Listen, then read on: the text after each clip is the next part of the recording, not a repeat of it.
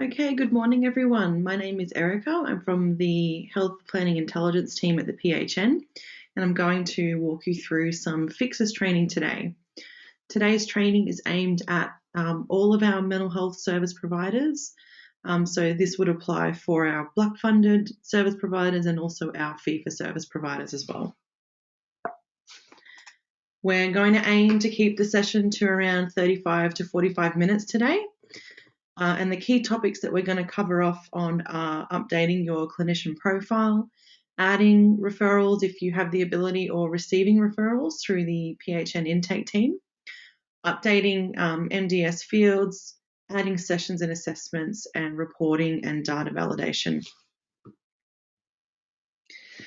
So one of the first places I like to start is on how you receive a new referral in Fixus. So there are two ways that you can receive a referral. Your organisation may be able to add referrals into Fixus yourself, or you may receive referrals through the PHN intake team. So if you are a provider that receives referrals through the PHN intake team, then you'll want to keep a lookout for emails that look like this. So it'll say Fixus new referral in the email title. It'll be from the mental health intake team address, and it'll give you a quick summary about the case that you've just been assigned as a user in Fixus. And so what you could then do is click view the referral, and it will open up that case in Fixus. And we're going to open up Fixus in a moment. So that is how you'll receive referrals from the intake team. Just be aware that there are some timelines in terms of responding to the intake team. So do keep an eye on your inbox for any referrals coming through. Now, if you're an organisation that can add referrals yourself, when you assign another staff member to a case in Fixus, or even if you assign yourself, you will also get an email like this. So you can also use it internally to ensure that your staff are getting notified when they're getting cases added to their list too. So let's open up Fixus. So I'm just going to take it a step back. We'll get back to adding referrals and all those things, but I'm just taking a step back and showing you the Fixus homepage. So here we've got a bit of a toolbar up the top with a few areas that you can navigate to. I'll get to those. At any point in time, you can hit the Fixus symbol wherever you are in Fixus, and it will take you back to this homepage.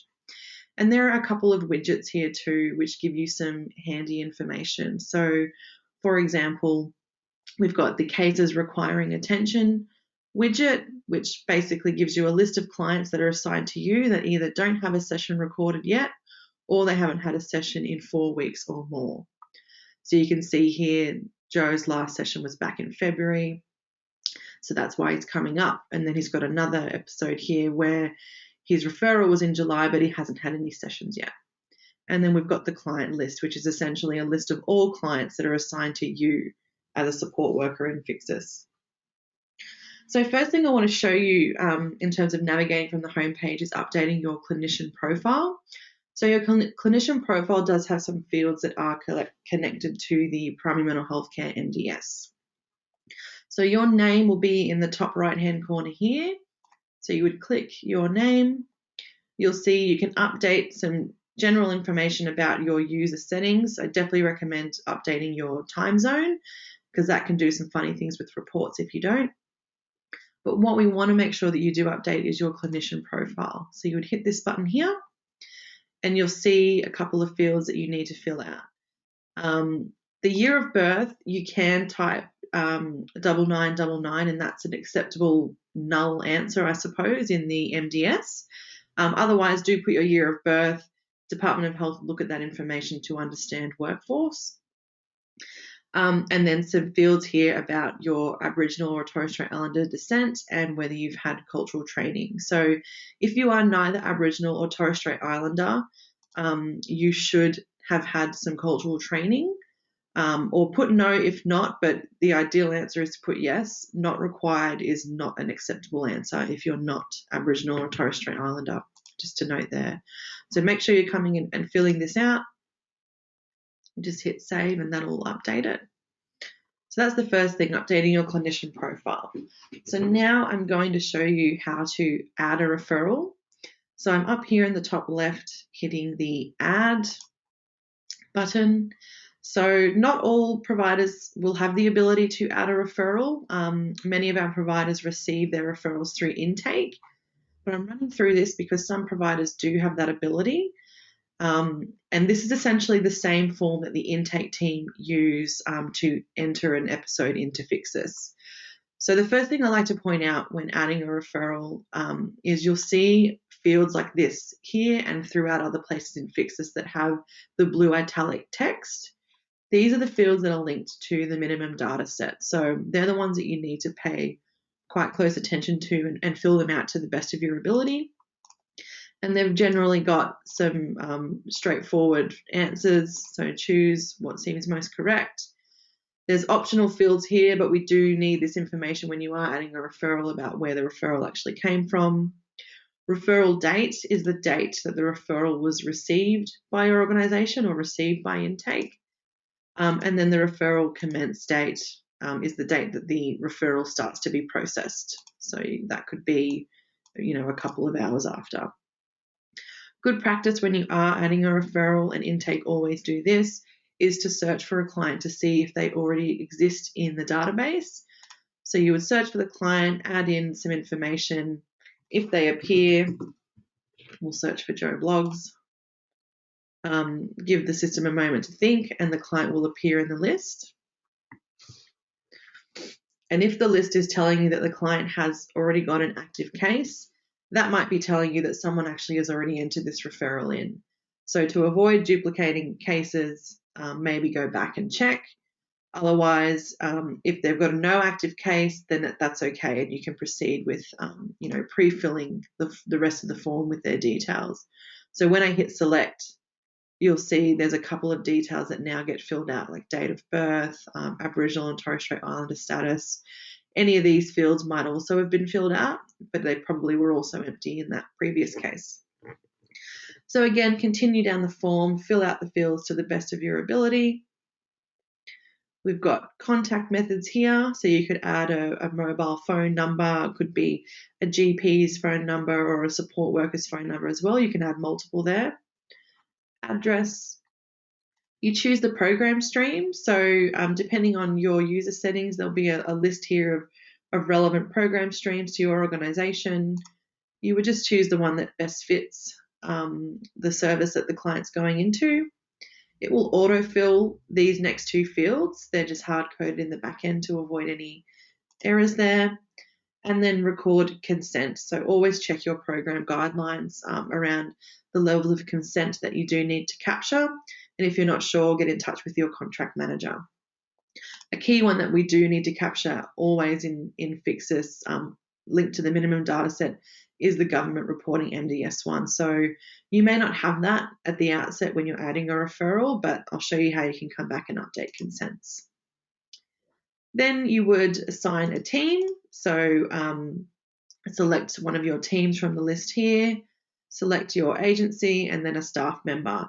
And this staff member that you select here is the one that will get that email notification that tells them a case has been assigned.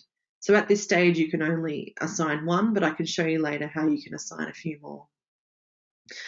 I'm going to skip over groups, but if you do have a question about group, get in touch with your contract manager. And then referral outcome. Pending, so you might be adding this referral in but unsure if they're actually eligible for the program, so you can just set them as pending, and the system will prompt you later to update their referral outcome to either eligible or ineligible. Eligible will turn the client into an active case and away you go, and ineligible, you then advise what the reason is for why they're ineligible. And that will record the referral and mark them as an ineligible and cancelled referral. So I'm just going to get out of this page and go back to the home page. I'm hitting the Fixus button to take me back to where I was.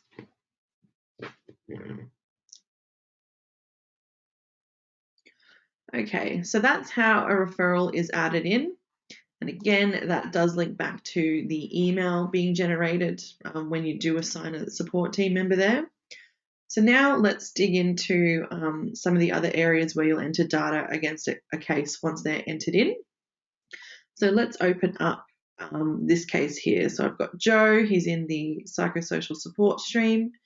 I'm just hitting this blue button here on the right to allow me to open up that case and work with the details. So this page that has just loaded is the case view page in Fixus. We do have a Fixus manual, so all of these sort of processes are stepped out in a bit more detail. There'll be a few things that I skim over in today's session, so do go back to that Fixus manual, and if you don't have a copy, reach out to your contract manager. So we've got Joe Bloggs. We know that we're looking at his case. A bit of summary about him up here: gender, age, address, referral ID. This is a really handy ID to use if you are communicating with intake or someone at the PHN around data or something to do with a case. Rather than sending the client's name, the preference of the PHN is to use the referral ID, because if you are communicating over email, it just lowers the risk for identifiable information to end up in the wrong inbox. So always use referral ID, and the PHN can always use that to locate the case that you're talking about. So there'll be a couple of prompts that come up here when you're first working with a case. This one here is generally always there. If you've sort of got a case that's active, they may or may not be ready to meet the requirement for exit, so that will always pop up there. But there'll be another pop-up that might ask you to acknowledge the case. So again, check your program guidelines around if you've got requirements on acknowledging the case and some certain timelines. If you are getting referrals through intake, there will be some requirements there, so check on to those things. There might also be some prompts here around suicide prevention timelines if your case does have suicide risk flagged. So if you're not sure about what those prompts mean, again, talk to your contract manager. They can always support you there. So then we've got the tabs along here, and this is basically where you'll be entering data into. So generally the first tab is the details tab. Again, it's a bit of a summary page. There's a few prompts in here about have you updated some demographics, are all your MDS fields up to date. The consent tab is the next one along. So any consent that's already been recorded will be summarized here, and you can update consent at any time. So any of those consents you can click through and update. You get a brief summary, but again, if you're not certain about what these consents are, go back to your guidance material. You can also attach files and things to consent as well if you do have scanned and signed documents.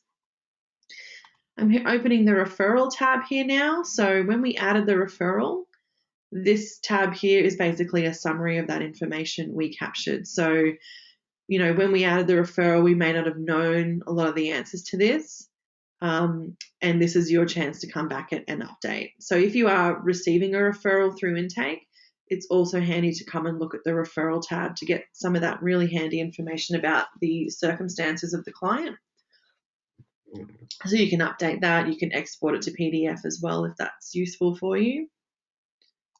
Diagnosis, this is a really important one to update. These fields aren't actually in the add referral form. So intake will come and update them if they do have that information. Otherwise, it is important to actually come to the diagnosis tab and make sure that you do add that information.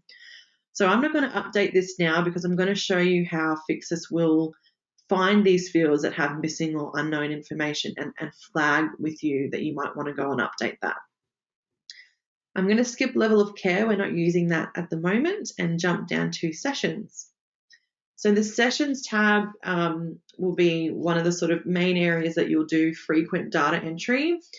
For most of our providers, we do expect that data is entered within 72 hours of the activity occurring.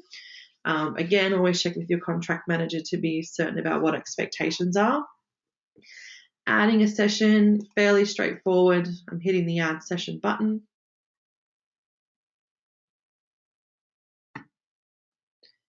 I can choose a session type. I'm just going to choose individual. Group is there as well, but we're not covering group in today's session. So an individual session, I put the date and time. Let's just say it happened yesterday at 11 a.m.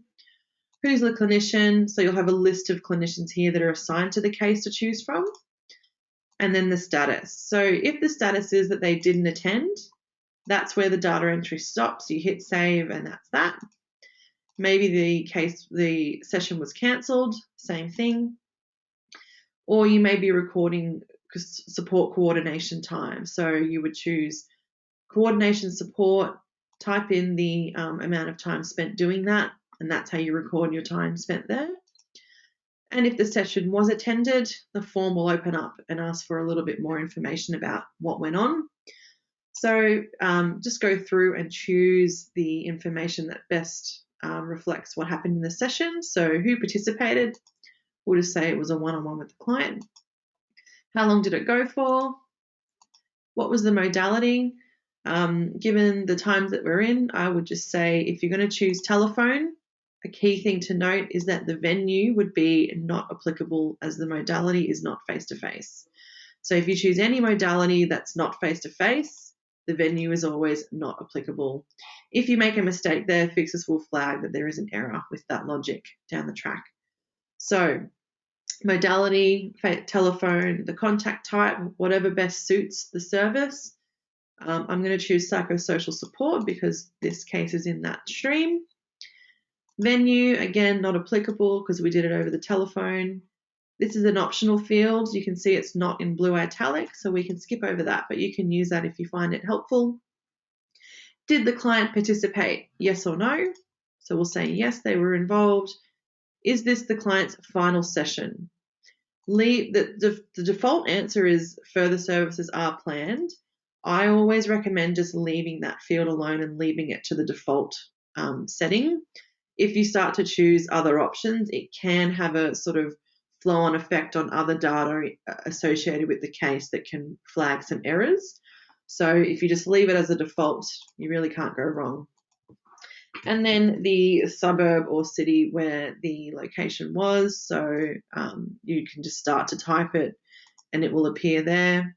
Was an interpreter needed, yes or no? A couple of optional fields here. Some providers may need to use them, but again, check with your contract manager if not sure. So I'm going to hit save, and that's how we record a session.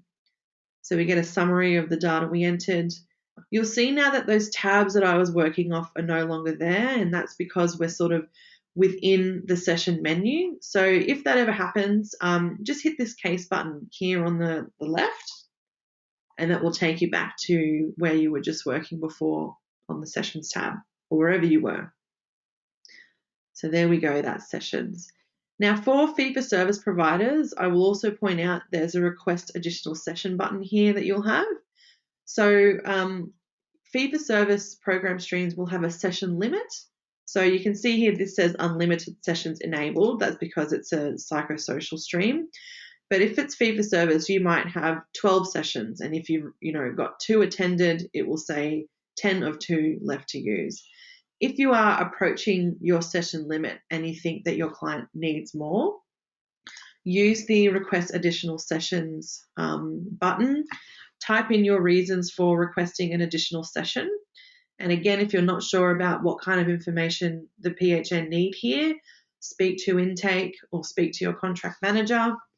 And whatever you type in here will shoot off in an email, a system-generated email to an intake person at the PHN, and they will process that request.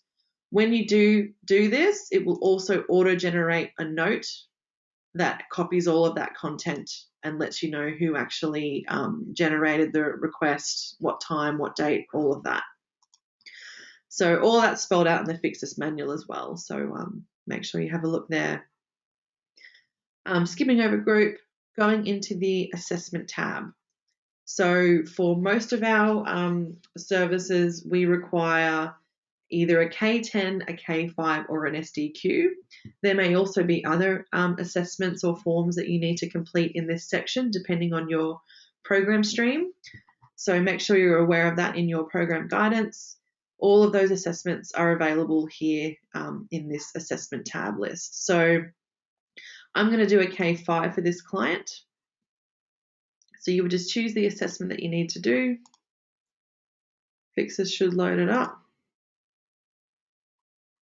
There we go. So for most assessments, there's a few things you need to record at the outset. What is the reason for this assessment? So for most outcome measures or forms, they'll need to be recorded at the start, like a baseline, a review period, which is generally every 90 days, and then at the end, if possible, when the client is exiting as well. So they're the reasons why. So you should never have two start, K5. There should only be one baseline K5 or K10 or whatever, and same with the end. There should only ever be one. But you can have multiple reviews. So let's just say this is the start of Joe's episode. So we're doing the first K5. We did the assessment yesterday at that appointment we had. That was, and the perspective was from the client. The client filled this out themselves. So I'm just going to choose at random here. Again, all the forms are generally built to the specification of the assessment. Hit save. And there we go, I've recorded my K5. So with assessments, we can't accept paper-based scanned copies of assessments. Fixus is browser-based, so if you are able to use an iPad or some kind of tablet when you're working with a client, that can be a really easy way to just get the assessment data straight in without recording it on paper and then having to enter it. But it is a requirement that assessment data is added as data through these forms. The NDIS tab, primarily used by psychosocial and care coordination type program streams, you may have a requirement to track your client's NDIS application and journey. So that's where you can enter that data there. So you would just choose the most appropriate, add the date for the update and any relevant comments. Referrals out, again, mostly used by psychosocial and care coordination type services. So this is where you would record information about other services in the community that you're connecting a client into as part of their coordinated or psychosocial care that they're getting. So fairly straightforward, the date that the client was introduced or connected to a service, what type of service is it, and there's a fairly comprehensive list there. Who's the contact person, what's the organisation, a bit of information about the organisation, and a brief description here about the nature of the referral and connection. So that's where you record referrals out.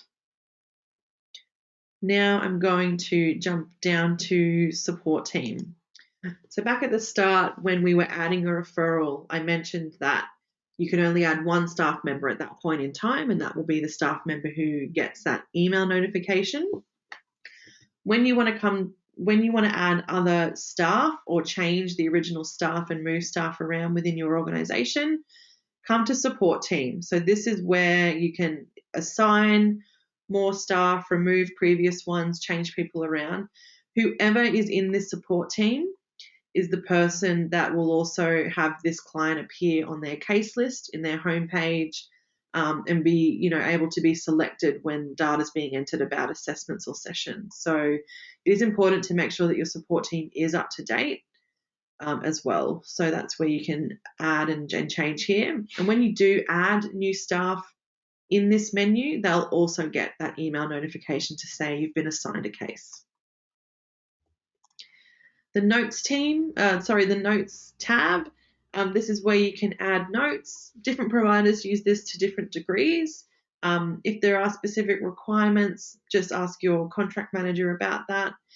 The intake team use notes systematically as part of their intake process. So if you have received a referral through the intake team, ensure that you come and look at the notes because there'll be some important information in there about the referral allocation.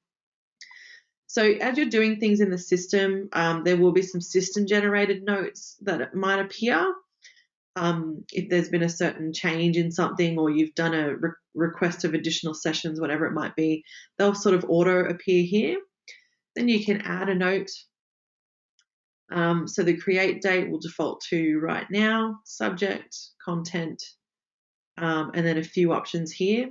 Visible to everyone just means visible to everyone in your team, or specifically the support team. So it doesn't mean everybody who has access to Fixus. So it's generally okay to leave that as is. Delivery mode. These fields are important for compliance around suicide prevention timelines. So if you've got a client that has suicide risk flagged, or you've got specific requirements around working with clients with suicide risks, just check with your contract manager and check your guidance, but it'll be important to update delivery mode to signify that you have attempted to contact a person within a certain time frame.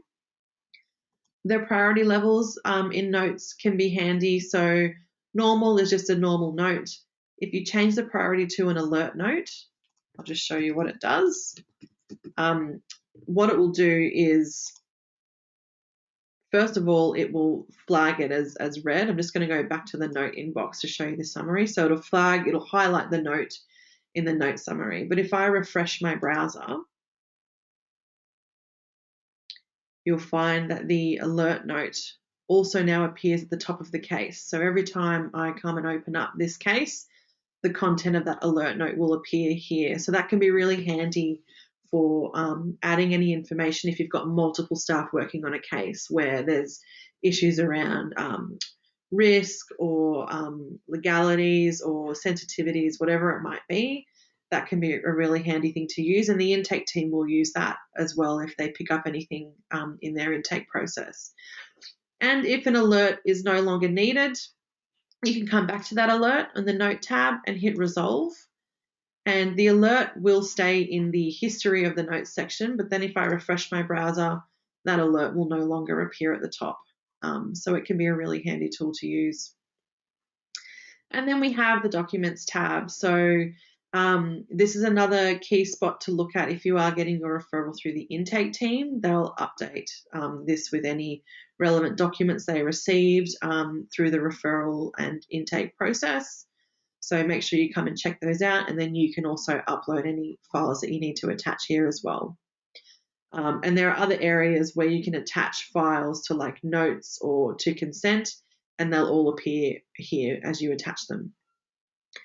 Okay, so we've basically gone through all the key areas of data entry. Now I'm just going to move on to a few other areas. We've got the cases menu up here. So I'm just going to open up a tab that I prepared earlier. So this can be a handy page to search for your caseload. So your home page will give you a list of clients that you're assigned to as a support worker, but you may not be assigned to every case in your team in Fixus. But you may need to locate them for some reason if there's a staff member away, whatever it is. So you can search for your for cases here in the case search page and use various filters to whittle it down to the list. So again, all you'll be able to search here is cases that are within your team as well. Okay, now let's move on to the report page. So if I hit menu up here, you'll see that there is a report button here. If I hit that, it is going to take me to this page. So there are a couple of key reports that I'm going to show you through. But before I go into reports, I'm going to jump back to the case view and show you a couple of examples of how Fixus use a validation process to identify errors. So let's go back to our friend Joe. Now, on a case-by-case basis, I really recommend using the Validate MDS button. It does appear in a couple of spots. So the Validate MDS button appears here on the Details tab. It also appears on the Sessions tab, Validate MDS. A really good practice I recommend is when you are entering session data, hit the Validate MDS button. What Fixus is doing is going to scan through the entire record of the case and identify any areas where there's issues with the data. So you can see at the moment we've got all warnings. Warnings are okay. They signify that there's not an error. But if there are errors, they'll appear in red, and they are things that you will need to rectify. So if there's sort of missing information or logic errors in the way that you've entered data, they will flag here. So that's how you can do it on a case-by-case basis. Now let's go back to the reports page, and I'll show you how you can do that for an entire caseload. So we're on the reports page. The NDS tab of reports is open at the moment, and there's a couple of sort of minimum data set reports here. The key one that all of our providers need to use is the MDS one. There's also a Wayback MDS specific for providers delivering the Wayback support service. So we're going to open up this primary mental health care MDS report. So you can set some date parameters, and they're related to service contact dates. So if you know that your data is up to date as of end of May, then you can go from 1st of June. I'm going to go back a couple of months just to grab some data, set it up to today's date, choose your agency. So I'm going to choose the PHN. Anonymized consent. So when you're sort of scanning for errors, I always say retrieve all client data. So you pick up all possible errors that are coming through. Hit validate. And what Fixus is doing now is scanning my entire caseload and looking for any errors in the data. And then we get a bit of a summary here. So we do have another session that goes into detail about working through errors that come through here, what different things mean. We're not going to go through that today, but I'm just showing you where you can do that process. And we also spell it out in the Fixus manual. But of course, if you're not certain, always get in touch with your contract manager for support. Okay, there are a couple of other reports that I will show you in Fixus too. So there's a few tabs here. So the agency tab, these are reports that you can access at your organisation level. So there's a few handy things here like the session summary, any cases that you haven't yet acknowledged. So that's usually handy for our fee-for-service providers, different things like that. Some assessment summary reports, clinician report where you can get a summary of your assessments as well. Okay, so that brings us to the end of the Fixus training session. I will just put my contact details up here at the end as well, if anyone ever needs to get in touch. Thank you very much for joining the session, and have a great one.